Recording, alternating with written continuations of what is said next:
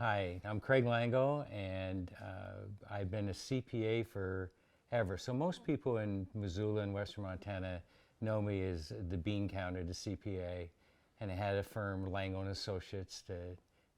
I didn't hire a publicist to come up with a name. I came up with that on my own, and so did that for years and years, and that's how I originally got on the bank board. But so today, I think people who kind of follow what I'm doing, there's two things that they probably know I'm involved in. One is I got involved with Taco Bell restaurants about 35 years ago, and we currently have around mid-50s of those in Arizona and California, Montana, Idaho, and Washington. So our headquarters are in Missoula, and so CLC Restaurants, I'm the owner, and so that's kind of what my day job is. So I went from tacos or taxes to tacos, but and then I'm also chairman of the board of Glacier Bank, and so those are the two things that I think keep me out of trouble or get me into trouble, depending on your point of view. So. Yeah, and it's such wonderful memories. I smile because Chris Swartley is a dear friend. He's been my attorney for, oh my goodness, a long time, all these years, and still is. He's retired, but we can't kind of keep away from each other, so he's on retainer with my company and continues to do phenomenal work. So I was a up and coming CPA, my terms, maybe not anybody else's, and Chris was an up and coming attorney. And one way or the other, we had done some work together because I was a CPA for his law firm. And so we'd gotten to know each other for that and tax work and consulting, things of that nature. And then we both were acquainted with Phil Stifler, who was the president of First Security at the time. And he was bringing in new people to the board and was very ambitious in terms of wanting to grow the bank. And he thought, I'll get a CPA who has a good book of business, and hopefully his clients need loans. And then Chris, who also was very connected with a lot of different businesses as an attorney. And so we were asked to join the board.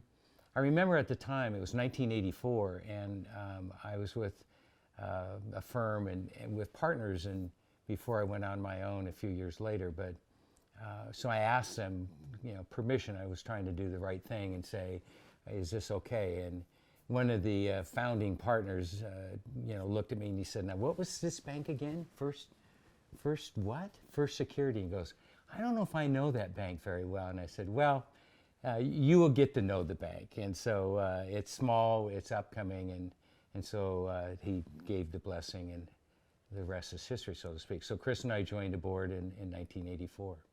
So you join this board, and then one day you get a phone call that, oh, and by the way, the feds are 15 minutes.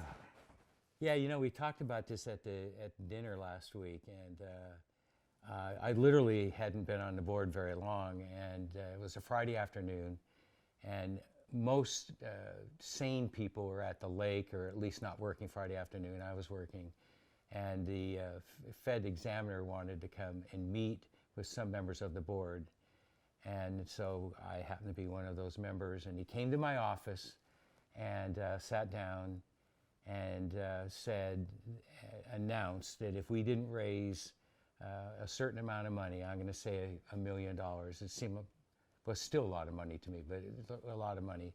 By 5 o'clock Monday, that he was going to, and this is a direct quote, shut down this shitty little bank. And he was smoking unfiltered Camel cigarettes. There was a sign in my conference room that said no smoking, but he didn't follow that regulation very well. But and so that was my welcome to being a board director at First Security Bank. So it was a crazy weekend. We met with a couple of the shareholders, and by Monday the money was raised, and the shitty little bank continued. Well, Bill came in with a game plan, obviously, and what Bill did was he gave First Security credibility. John gave us stability. Bill gave us credibility, because everybody knew who Bill Boucher was. not just in Missoula, but in Montana banking circles. And so, Chris Swartley and I have talked about this. We were a little intimidated because we knew Bill by reputation. I didn't bank with Bill. I didn't have a lot of direct CPA clients with Bill, but I just knew Bill was kind of no nonsense. And he came in with a script, so to speak, and set about making First Security a first-class banking structure, not just as an institution, but it started with the board too.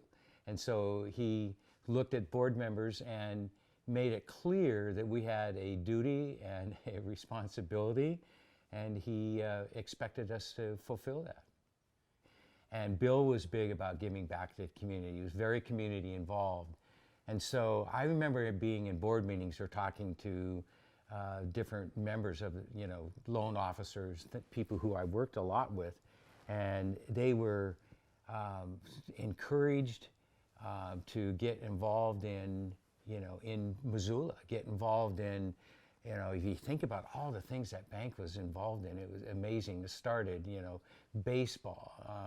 Hal Frazier got me involved in the bank in Missoula Children's Theater. Here I grew up on the High Line up in the little town Rudyard, 14 kids in my graduating class. Theater wasn't probably one of the bigger topics that we had in Rudyard, Montana. And so I said to Hal, I don't know anything about this. He said, you don't need to know anything. Just take my cue. We need to raise money. This is a great organization. And let's be honest, Langel, you're here to help me raise money and get this institution up on its feet. And so there's countless stories of the things that bank employees did. And Bill was just, led the way, if you will, in that regard. That's a great question. And, leadership means different things to different people, obviously. For me, initially, I grew up on a farm, and one of the things my dad always said to me, a job worth doing is worth doing right. And I was not a great farm kid. I'm just going to say that. And if my father was alive, he'd nod his head and say, he probably wasn't. I had allergies, I had hay fever, I was non-mechanical. I had two older brothers that were mechanical, and my dad was very mechanical. So I was just kind of the errands and helped out where I could. And everybody did everything, so it wasn't that I didn't work. But that work ethic was always instilled in me. And then I went to Montana State, got a degree in accounting, and then I went to Denver and worked for international accounting firm Arthur Anderson. And there was a partner there who to me was my first leader. And I would do work for him and got a lot of exposure in a lot of different industries, and it was fascinating. And so he would always give me things to do, and then I would meet with him. And he would always, tell me, treat people like you wanted to be treated. He used this term, listen with integrity. So when you're with a client and they're talking, listen to what they're saying. Don't just nod your head and think you know. And he used this term, listen with integrity, and it always stuck with me. And it's something that every so often I have to remind myself, because it's easy to just go, yeah, I get it. But then slow yourself down. What are they really saying? What is the really lesson there? And so, treat people like you want to be treated. Job worth doing is worth doing right. And listen with integrity are some of the things that I think help make somebody a great leader. I smile because Bill, brought all of that to the bank. The other thing a great leader does is hold people accountable. And that's one of Bill's really great strengths, is holding people accountable, and yet in a way that you can grow from the experience. Everybody makes mistakes, and I think leaders get people to understand we all make mistakes.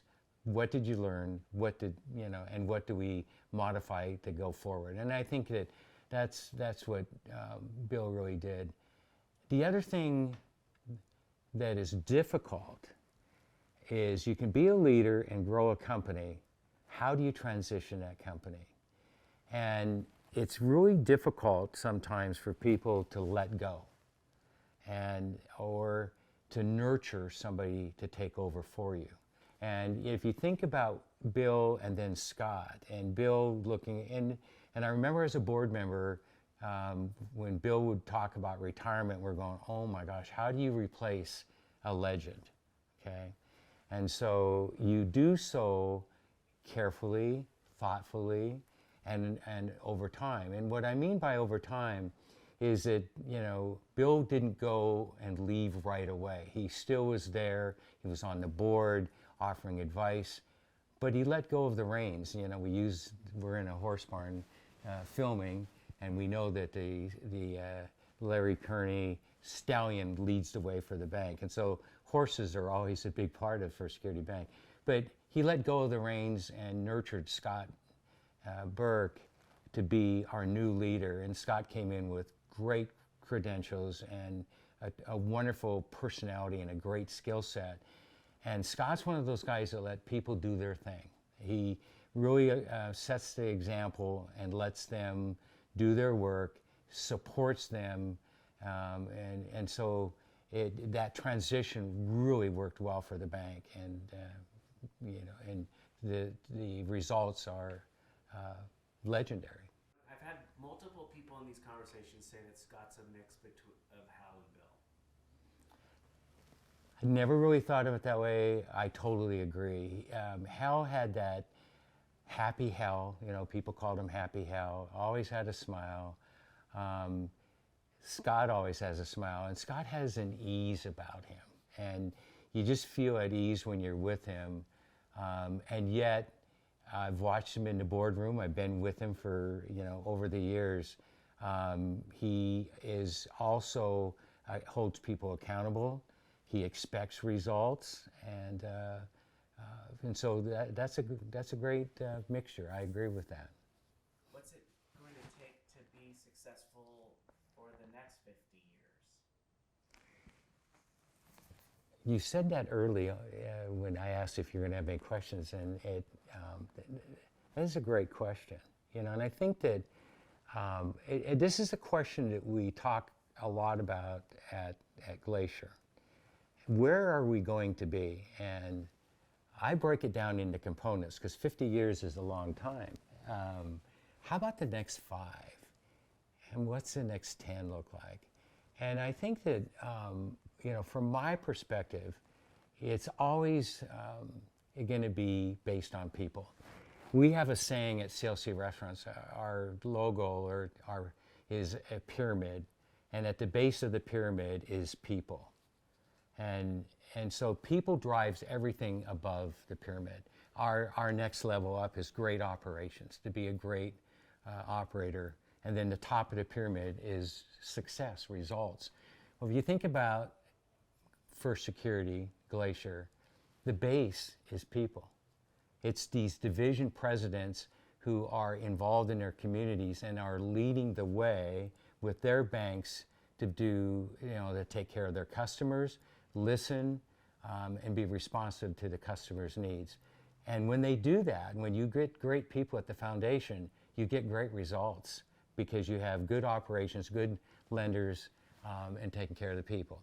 So I think no matter what changes are coming along the way with fintech and Bitcoin and all the things that you read about, there's going to be an organization that's still going to be based on great people and taking care of customers.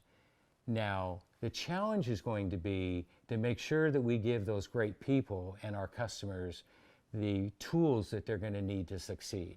And that's where we need to make sure we have the right people on board now, the right consultants, and that we are, listening to seeing what is it that we need to do to embrace that technology, to embrace the new methodologies, listen to, the regulators and all the different things that banks have to do.